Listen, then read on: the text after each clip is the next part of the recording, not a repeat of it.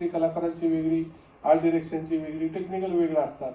भारतात एकमेव अशी संघटना आहे आणि 65,000 सभासद असलेली संख्या भारतात कुठलीच नाही. फार मोठे बॅकग्राऊंड असलेली संख्या आहे. 60 वर्ष जुनी अनेक मान्यवरांनी याचं अध्यक्षपद संचालकपद भूषवलेलं आहे.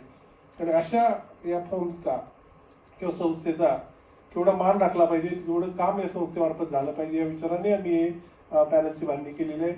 सर्वच आमचे जे सहकारी आहेत त्या विभागातले मास्टर आहेत आणि फक्त मास्टर म्हणजे काम केल्यामध्ये तर मास्टर आहेतच, परंतु कलाकारांसाठी काम करणारे, वेळ देणारे आहेत. जसं आता सुशांतजी राजकारणात असले तरी ते कलाकारांसाठी सतत काम करतात. कारण आपण नेहमी म्हणतो की कलावंतांना राजश्रेयाशिवाय पर्याय नाही, तर त्याशिवाय काम होत नाही. सर्व पक्षीय विचारांचे लोक असले पाहिजेत. मी कालच सांगितले की राजकीय पक्षांचे सांस्कृतिक सेल सुद्धा असले पाहिजेत. सत्तेत असतील, विरोधात असतील, पण त्यांचा उपयोग कलाकारांसाठी होतो. त्यामुळं यांचा उपयोग आपण करून घेतला पाहिजे चांगल्या कामासाठी. यासाठी आम्ही हे लोक निवडलेले आहेत आणि प्रत्येकाला एक विजन दिलेलं आहे. आपल्याला डॉक्युमेंट्समध्ये ते डिटेल्स असतीलच. आमचे व्यवस्थित स्वतःचे प्रोफाईल्स आहेत. आम्ही काय करणार आहोत, म्हणजे आनंद शिंदे जे समजा गायक आणि संगीतकारांचं नेतृत्व करतायत, त्या क्षेत्रासाठी काय केलं पाहिजे, कुठे कमी पडतोय. सुभाष नकाशे सरांचा पूर्ण ब्ल्यूप्रिंट तयार आहे की नृत्य कलावंतांचे काय प्रॉब्लेम आहेत आणि त्यांच्यासाठी काय करायचं आहे. डिरेक्शनमध्ये दीपक कदम असतील, अजित शिवण यांचंही पूर्ण तयारी आहे की आता नवीन नवीन येणाऱ्या दिग्दर्शनासाठी काय केलं पाहिजे. इंटरनॅशनल सिनेमा असतील किंवा भारतीय सिनेमाच्या या रेसमध्ये आपला मराठी सिनेमा कसा पुढे जाईल, त्यामुळे त्यांच्यासाठी काय करता येईल. त्यामुळे त्याचप्रमाणे डीओप मध्ये असतील, आर्ट डिरेक्शनमध्ये, सर्व डिपार्टमेंटमध्ये असतील आणि प्रामुख्याने मी आणि सुनील महाजन या निर्मात्यांचं आम्ही नेतृत्व करतोय. तर मी स्वतः निर्माता आहे, त्यामुळे निर्मात्यांचं काय दुःख आहे. निर्मिती करणं सोपं आहे, परंतु त्यानंतर जे पुढच्या ज्या गोष्टी आहेत ते फार अवघड आहेत. प्रामुख्याने वितरणाचा प्रश्न, आता सुशांतजींनी सांगितल्याप्रमाणे वितरणासाठी आम्ही जोपर्यंत इन्फ्रास्ट्रक्चर वाढत नाही, थिएटर संख्या वाढत नाही, तोपर्यंत मराठी पिक्चर चालणार नाही, मराठी पिक्चरला शेअर मिळणार नाही. आणि मराठी चित्रपट निर्मात्यांनी नेहमीच भांडायचं आणि मग त्यासाठी शिवसेना मनसेने रस्त्यावर यायचं, प्रत्येक थिएटरवाल्यांना सांगायचं की नाही मराठी पिक्चर लागला पाहिजे. पण ही गरज नाही. जर आपली संख्या वाढली, आपला प्रेक्षक ग्रामीण भागामध्ये आहे, त्या प्रेक्षकांमध्ये छोटे छोटे थिएटर्स तयार झाले, तर प्रत्येक निर्मात्याला कमीत कमी आमचं प्लॅन आहे 300 ते 500 थिएटर्स असे उभे करायचे. एका थिएटरमध्ये एका वीकमध्ये 10,000चा शेअर आला तरी लाखो रुपये त्याला मिळतील आणि कुठलाही मराठी निर्माता लॉसमध्ये जाणार नाही. हा प्रामुख्याने आमचा प्लॅन आहे. त्यानंतर महत्त्वाचा प्लॅन आहे की इंटरनॅशनल फेस्टिवल, इंटरनॅशनल मार्केटमध्ये मराठी सिनेमा कसा पोहोचेल, त्याचा तिथे विक्री कशी होईल, राईट्सची विक्री कशी होईल. प्रत्येक जिल्ह्यामध्ये आपला मराठी चित्रपट महोत्सव कसा होईल. प्रामुख्याने आशिष शेलार साहेब अतिशय ऍक्टिव्ह सांस्कृतिक मंत्री आहेत आणि हे सरकार सुद्धा पॉझिटिव्ह आहे. त्यांचं म्हणणं की प्लॅन द्या आम्हाला, आम्ही प्लॅन निश्चित अंमलात आणू. चित्रपट महामंडळाच्या गोंधळामुळे त्याची मान्यता रद्द झाली, ते सुद्धा 1 महिन्याच्या आत पूर्ण करू असं त्यांनी आम्हाला आश्वासन दिलेले.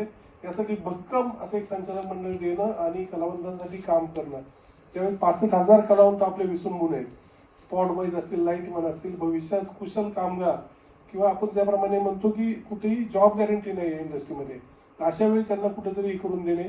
माननीय उद्योग मंत्री असतील, ते सांगतात की तुम्ही फक्त कलेवर विसंबून राहू नका, तर तुम्ही काहीतरी साईड बिझनेस करा, जेणेकरून तुमच्या फॅमिलीला एक गॅरंटी भेटेल, काही इन्कम मंथली येण्याची गॅरंटी भेटेल. त्यामुळे आमचा प्रयत्न आहे की कलाकारांना इतर व्यवसाय कसे करता येईल कला यासाठी सुद्धा आम्ही प्रयत्न करतोय. असे असंख्य प्लॅन आमचे भविष्यात आहेत. यात प्रामुख्याने निर्माता, नवीन कुशल कारागीर तयार करणे, आहे त्या लोकांना चांगलं त्या विभागाचं ट्रेनिंग देणं, कॉस्ट्युम असेल, मेकअप असतील, आता चित्रली कास्टिंग करतात, यातून कशा प्रकारे त्या कलावंतांना मदत होईल किंवा भविष्यात कॉम्पिटिशनमध्ये कसा टिकता येईल, मराठी सिनेमा इतर स्टेटच्या सिनेमा आणि हिंदी सिनेमाला कसा फाईट देऊ शकेल.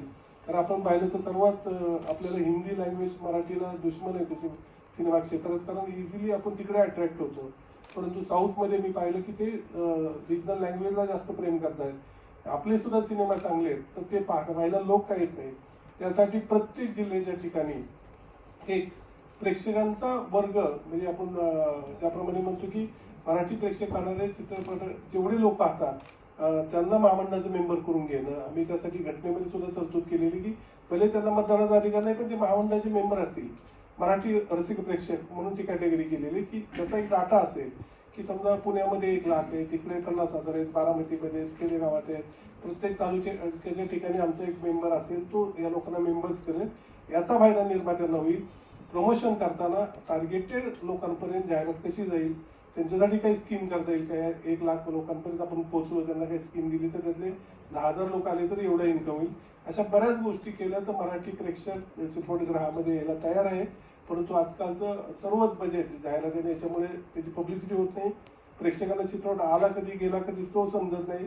तो चित्रपट वितरणाबाबत फार काम करण्याची गरज आहे. आणि यासाठी प्रसिद्धी फार महत्वाची गोष्ट आहे. चित्रपटाची प्रसिद्धी कशी काय करायची, कशी झाली